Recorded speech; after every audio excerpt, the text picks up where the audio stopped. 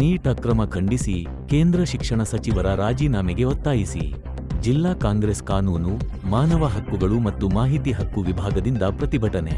ಹಾಸನದಲ್ಲಿ ನೀಟ್ ಪರೀಕ್ಷೆಯಲ್ಲಿನ ಅಕ್ರಮ, ಪ್ರಶ್ನೆ ಪತ್ರಿಕೆ ಸೋರಿಕೆ ಹಾಗೂ ದೆಹಲಿಯ ಜಂತರ್ ಮಂತರ್ನಲ್ಲಿ ಶಾಂತಿಯುತವಾಗಿ ಪ್ರತಿಭಟನೆ ನಡೆಸುತ್ತಿದ್ದ ವಿದ್ಯಾರ್ಥಿಗಳ ಮೇಲೆ ನಡೆದ ಪೊಲೀಸ್ ಲಾಠಿಚಾರ್ಜ್ನ್ನು ಖಂಡಿಸಿ ಹಾಸನ ಜಿಲ್ಲಾ ಕಾಂಗ್ರೆಸ್ ಕಾನೂನು, ಮಾನವ ಹಕ್ಕುಗಳು ಮತ್ತು ಮಾಹಿತಿ ಹಕ್ಕು ವಿಭಾಗದ ನೇತೃತ್ವದಲ್ಲಿ ಪ್ರತಿಭಟನೆ ನಡೆಸಿ ಅಪರ ಜಿಲ್ಲಾಧಿಕಾರಿಗಳ ಮೂಲಕ ರಾಷ್ಟ್ರಪತಿಗಳಿಗೆ ಮನವಿ ಸಲ್ಲಿಸಲಾಯಿತು.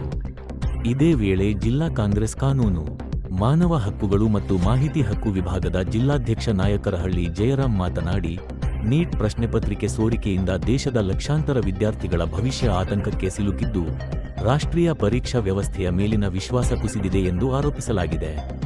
ವಿದ್ಯಾರ್ಥಿಗಳ ನ್ಯಾಯಸಮ್ಮತ ಹೋರಾಟವನ್ನು ಬಲಪ್ರಯೋಗದ ಮೂಲಕ ಹತ್ತಿಕ್ಕುತ್ತಿರುವುದು ಪ್ರಜಾಪ್ರಭುತ್ವದ ಮೌಲ್ಯಗಳಿಗೆ ವಿರುದ್ಧವಾಗಿದೆ ಎಂದು ಆಕ್ರೋಶ ವ್ಯಕ್ತಪಡಿಸಲಾಗಿದೆ ಎಂದರು.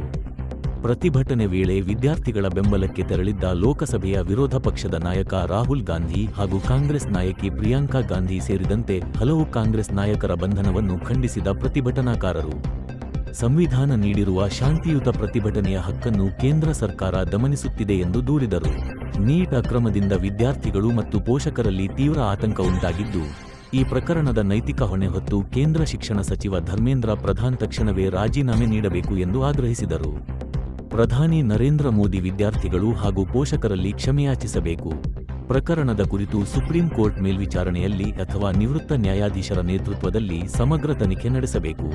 ಅಕ್ರಮದಲ್ಲಿ ಭಾಗಿಯಾಗಿರುವ ಅಧಿಕಾರಿಗಳು, ಮಧ್ಯವರ್ತಿಗಳು ಹಾಗೂ ಪ್ರಭಾವಿಗಳ ವಿರುದ್ಧ ಯಾವುದೇ ಒತ್ತಡಕ್ಕೆ ಮಣಿಯದೆ ಕಠಿಣ ಕಾನೂನು ಕ್ರಮ ಕೈಗೊಳ್ಳಬೇಕು ಎಂದು ಒತ್ತಾಯಿಸಿದರು.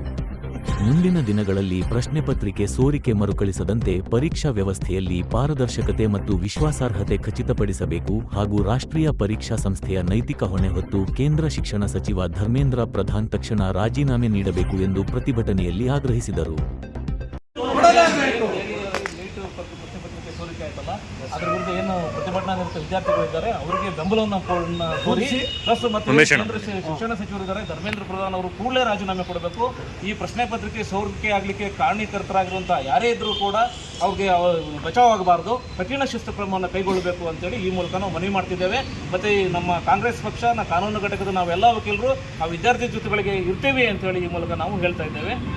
ಅದೇ ರೀತಿ ನಮ್ಮ ವಿದ್ಯಾರ್ಥಿಗಳಿಗೆ ಬೆಂಬಲನ ಕೊಡ್ಲಿಕ್ಕೆ ಹೋದಂಥ ವಿರೋಧ ಪಕ್ಷದ ನಾಯಕರಂಥ ರಾಹುಲ್ ಗಾಂಧಿ ಮೇಲೆ ಮಾಡಿದಂಥ ಹಲ್ಲೆಯನ್ನು ಕೂಡ ನಾವು ಖಂಡಿಸ್ತೇವೆ ಅಂತೇಳಿ ಈ ಮೂಲಕ ನಾವು ಹೇಳ್ತಾ ಇದ್ದೇವೆ. ದಯಮಾಡಿ ರಾಷ್ಟ್ರಪತಿಯವರಿಗೆ ಕಳಿಸ್ಕೊಡ್ಬೇಕು ಸರ್.